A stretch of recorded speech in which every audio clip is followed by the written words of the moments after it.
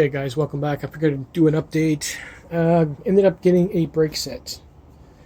I probably would have waited a couple more days, but my old lady helped me out, so that's cool. I ordered 90 bucks. These are actually pretty good. These are the ones I got now. I wanted to get the dual cylinder, but I could not get them at the price I was looking to get. These look pretty good. They last. They're disposable.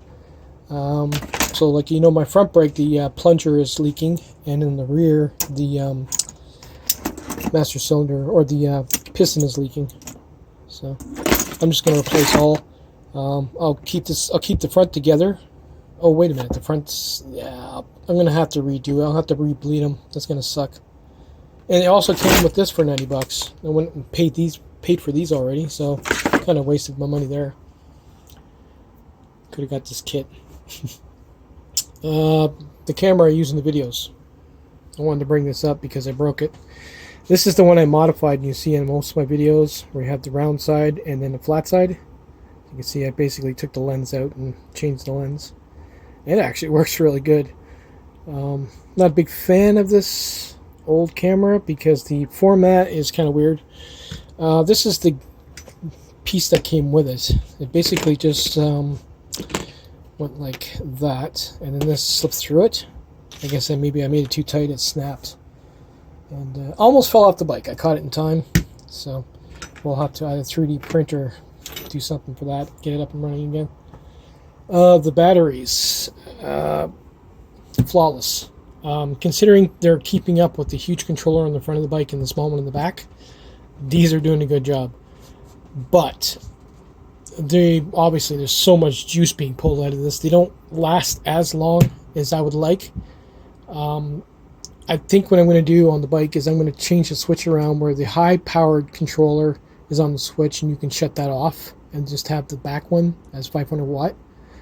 This way, if I'm going on a really long trip and I obviously don't need to fly, I can basically just flip it over to a 500 watt system, and these will pretty much get me anywhere in the city on one charge. I can tell you that right now. And then on my way back, if I know I'm not going to run out of juice, I can just flick the other one on and boot back home. That's pretty much how I'm going to have it set up.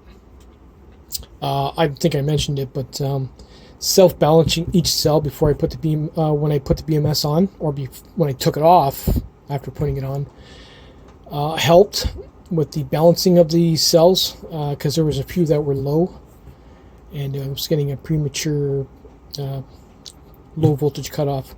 I still get it, but I'm not getting any effects that people are talking about. There's no resistor or rectifier or anything in between each BMS. The BMSs are fine. They've been had up. Each one of these BMSs so far since I started riding has had 5 cutoffs, and other one is blown up. I always check to make sure the everything is kosher. But no, they're not. There's no interaction between them. I guess the voltage is not high enough to blow them up, but no problems with them whatsoever.